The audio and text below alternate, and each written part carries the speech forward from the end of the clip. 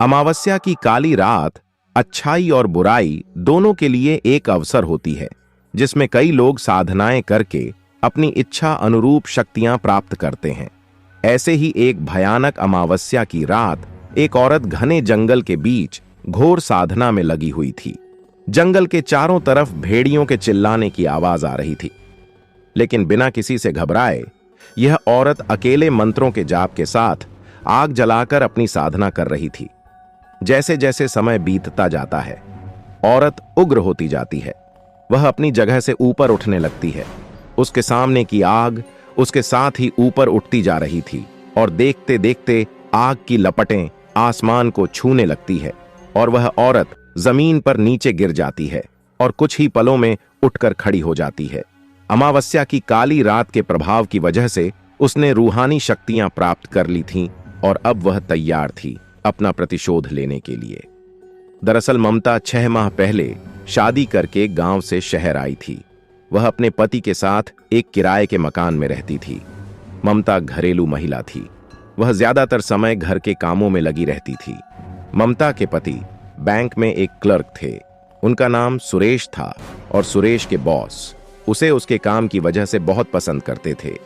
सुरेश एक अच्छा कर्मचारी था। वह पूरी जिम्मेदारी से अपने साथ साथ अपने सहकर्मियों का भी काम करवा दिया करता था।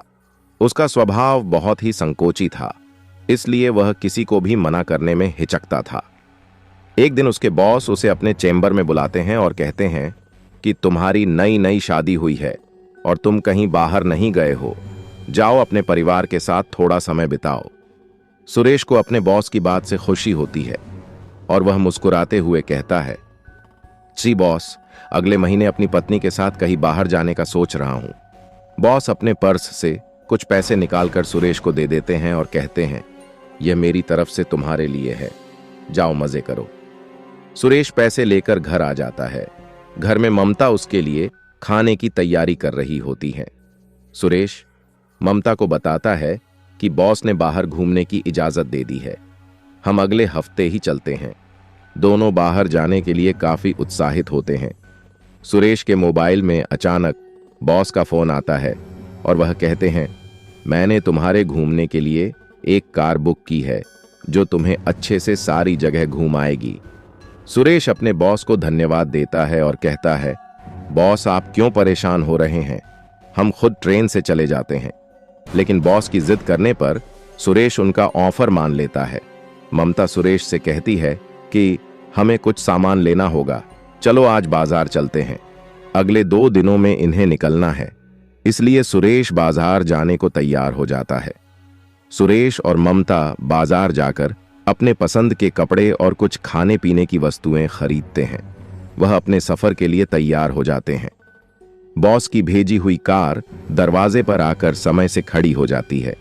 सुरेश कार की डिग्गी में सारा सामान जमाता है और दोनों कार में बैठकर निकल पड़ते हैं अपने रोमांचक लम्हों की ओर। खूबसूरत वादियों का मजा लेते हुए सुरेश और ममता गाने गुनगुना रहे थे।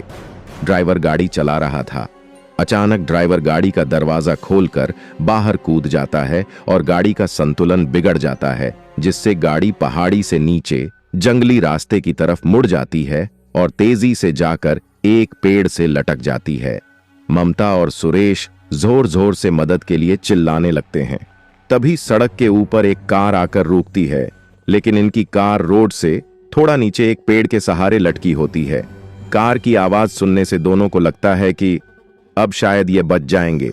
तभी ऊपर से एक व्यक्ति बड़ी सी लकड़ी लेकर इनकी कार को जोर जोर से धक्का देने लगता है। ममता और सुरेश को कुछ समझ नहीं आता कि यह इन्हें बचाना चाहते हैं या मारना। अचानक सुरेश की नजर अपने बॉस पर पड़ती है, जो कि रोड के किनारे खड़े होकर सिगरेट पी रहा होता है।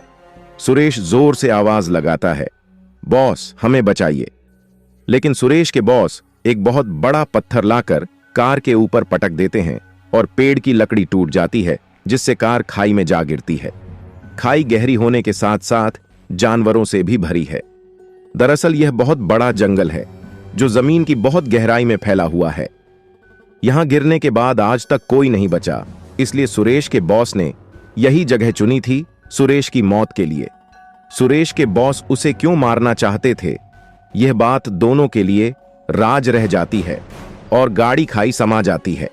अगली सुबह अखबार में हादसे की खबर छपी होती है, लेकिन साथ ही करोड़ों रुपया की हेराफेरी का आरोप भी सुरेश के ऊपर लगा होता है। दरअसल सुरेश के बॉस ने ऐसे कई खातों से सुरेश के जरिए पैसे निकलवाए थे, जिन खातों में लंबे समय से कोई प्रतिक्रिया नहीं हुई और बैंक की ऑडिट के दौरान पाया गया कि सुरेश के सिग्नेचर की मदद से यह काम हुआ है। लेकिन अब सुरेश दुनिया में ही नहीं है, वह नहीं कह सकता कि यह काम उसके बॉस ने उससे करवाया है। सुरेश और ममता की दुनिया उजड़ चुकी थी, लेकिन होनी को कुछ और ही मंजूर था।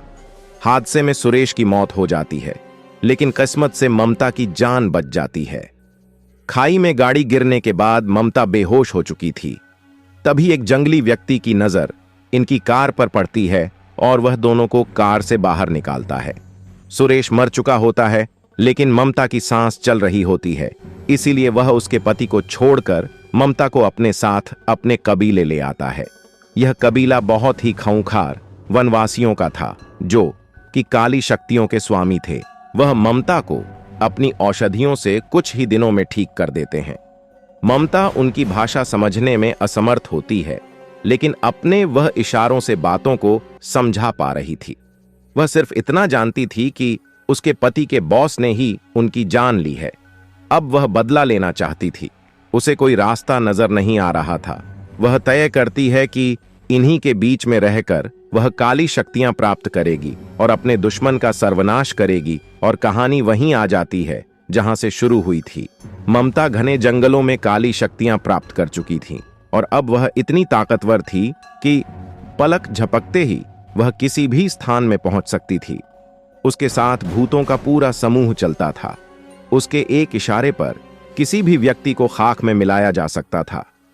ममता एक मॉडर्न लड़की बनकर बॉस के दफ्तर पहुंच जाती है। दरअसल ममता को सुरेश के बॉस ने कभी नहीं देखा था, इसलिए वह उसे पहचान नहीं पाते।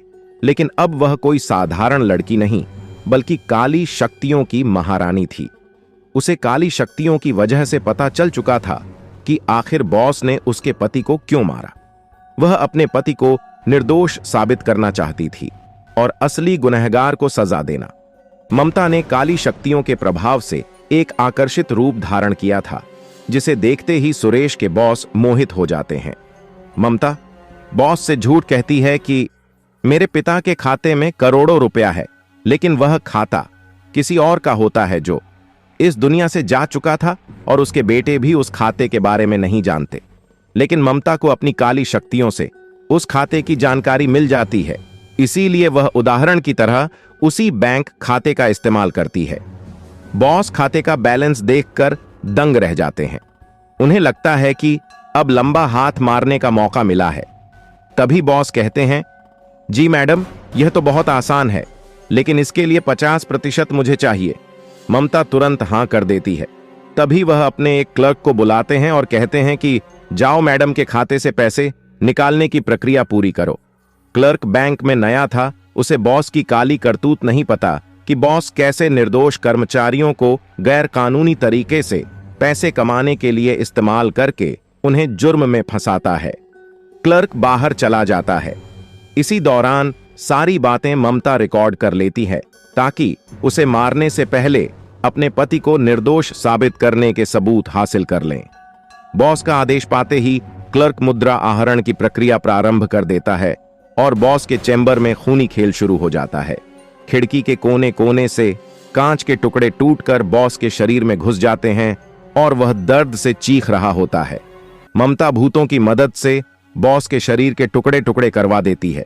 यह सब इतनी जल्दी होता है कि किसी को संभलने का मौका नहीं मिलता। बैंक में उपस्थित लोगों में अफरात फरी मच जाती है। बॉस के चैम्बर को खून से लाल देख सभी डर से कांपने लगते हैं। ममता ने अपना बदला ले लिया था। ममता चैम्बर से बाहर आकर अपने आप को पुलिस के हवाले कर देती है। ममता इतनी शक्तिशाली ताकतों की मालिक थी, अगर वह चाहे तो उसे कोई हाथ भी नहीं लगा सकता था।